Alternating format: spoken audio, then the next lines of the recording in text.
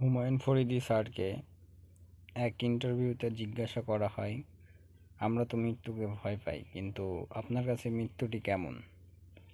তিনি 3টি ব্যাখ্যা দেন। তো 3টি ব্যাখ্যা সম্পর্কে জানতে আপনারা ভিডিওটি শেষ পর্যন্ত দেখুন। আমরা কিন্তু মৃত্যুকে ভয় পাই। আপনার কাছে মৃত্যু বিষয়টা কেমন?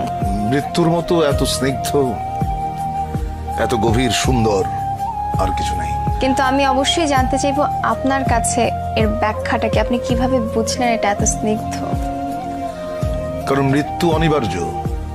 তুমি যখন জন্মেছো তখন তোমাকে মরতেই হবে। এইটা যদি তোমার মাথায় থাকে, তুমি পাপ করতে পারবে না, 1 নম্বর। 2 নম্বর হচ্ছে যে যেটা অনিবার্য তাকে ভালোবাসাটাই শ্রেয়। তাকে যদি ভয় পাও, সেটা এক ধরনের কি বলবো, এক ধরনের